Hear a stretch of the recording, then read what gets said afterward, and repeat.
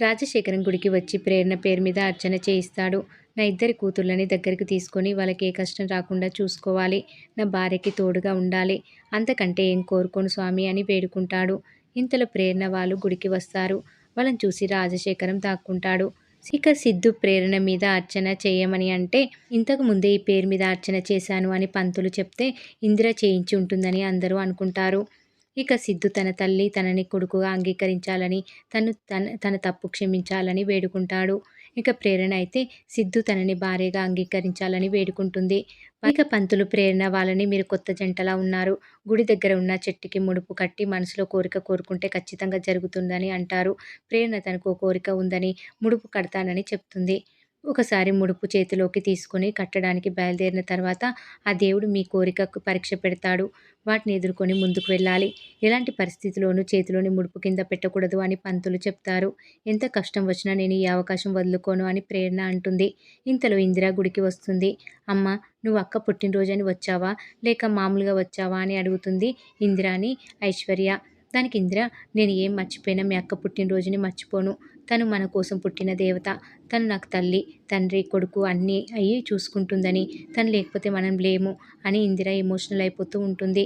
ఇక ప్రేరణ ఇందిర దగ్గర ఆశీర్వాదం తీసుకుంటుంది. ఇక సిద్ధు ఇందిరతో, మీరు ఇప్పుడే వస్తే మరి ప్రేరణ పేరు మీద అర్చన చేయించింది ఎవరు అని అంటాడు. ఇక రంజిత్ అంతకుముందు జరిగింది గుర్తు చేసుకుంటూ ఉంటాడు. రాజశేఖరం తనని కలిసి రేపు ప్రేరణ పుట్టినరోజు, తనతో సమయం గడపాలని ఉంది. అందుకే రేపు తనని ఎలా అయినా కలిసేలా చేస్తావా? ఈ మామయ్యకి చిన్న సాయం చేయలేవా అని రంజిత్ని అడుగుతాడు రాజశేఖరం. అది గుర్తు చేసుకున్న రంజిత్ ఇదంతా మామయ్య పని అని అనుకుంటాడు. గుడిలో మామయ్య ఉన్నాడని మొత్తం చూస్తే రాజశేఖరం కనిపిస్తాడు. సిద్ధు వాళ్ళతో ప్రేరణ పేరుతో చాలామంది ఉంటారని అంటాడు. విశ్వాసం విజయనందుని గుడికి తీసుకొస్తాడు. ఇప్పుడు ఎందుకని విజయనంద్ అంటే, మీ కోడలు గారు వచ్చినప్పటి నుంచి మీరు చాలా బాధపడుతున్నారు సార్. ఎక్కువ ఆలోచించి తాగేస్తున్నారు. మీ ఆరోగ్యం బాగుంటే కదా నా జీవితం రెండు బాగుంటాయి. అందుకే తీసుకొచ్చా అని అంటాడు విశ్వాసం. అంటే నేను ఉండను, నీకు జీతం ఉండదు అని ఫిక్స్ అయిపోయావా అని విజయనంద్ అడిగితే, మీ మనసు బాగుంటుందని విశ్వాసం అంటాడు. ఇక విజయనంద్ వాళ్ళు సిద్ధు ప్రేరణ వాళ్ళని చూస్తారు. వీళ్ళకి ఈ గుడే దొరికిందా అని విజయనంద్ అంటాడు. ప్రేరణ ముడుపు కడతాను అని తల్లికి చెప్తుంది. ప్రేరణ బాధపడితే చూడాలని నా మనసు కోరుకుంటుంది విశ్వాసం. ఏదో ఒకటే చెయ్యి అని విజయనంద్ విశ్వాసంతో అంటాడు. ప్రేరణ ముడుపు తీసుకురావడానికి వెళ్తుంది. ఐశ్వర్య రంజిత్తో, మీకేమైనా కోరిక ఉంటే మీరు కట్టండి ఓనర్ గారు, మీరు ముడుపు కట్టండి అని అంటుంది. నా గురించి ఆలోచించడానికి కూడా ఎవరు లేనప్పుడు నాకేం కోరికలు ఉంటాయని రంజిత్ అంటాడు. దానికి ఐశ్వర్య, మీ గురించి ఆలోచించడానికి నేనున్నాను కదా అని అంటుంది. ఏమన్నావు అని రంజిత్ అడిగితే, అదే మీతో పాటు నేను ఉన్నాను కదా అంటున్నాను అని కవర్ చేస్తుంది ఐశ్వర్య. ఇక ప్రేరణ ముడుపు తీసుకొని వచ్చి విజయనందు నిజ స్వరూపం బయటపెట్టి, తల్లి కొడుకుల్ని ఒకటి చేయి, భార్యగా సిద్ధు నన్ను అంగీకరించేలా చెయ్యు అని అనుకుంటూ ఉంటుంది.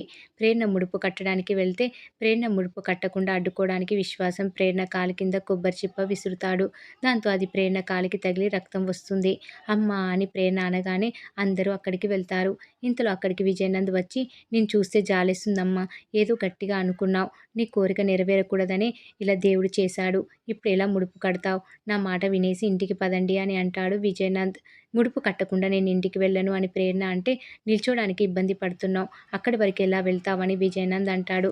ప్రేరణ పంతానికి వెళ్తుంది కానీ నడవలేదు. నీ కోరిక నెరవేరదమ్మా, నువ్వు వెళ్ళలేవు అని అంటాడు విజయనంద్ ప్రేరణను ఉద్దేశించి. వెళ్తాను అని ప్రేరణ బలవంతంగా నడుస్తుంటే సిద్ధు ప్రేరణని ఎత్తుకుంటాడు. నీతో నేను ముడుపు కట్టిస్తా, నీ కోరిక నెరవేరుతుంది అని ఎత్తుకొని తీసుకెళ్తూ ఉంటాడు. ఇక్కడితో ఈరోజు ఎపిసోడ్ కంప్లీట్ అవుతుంది.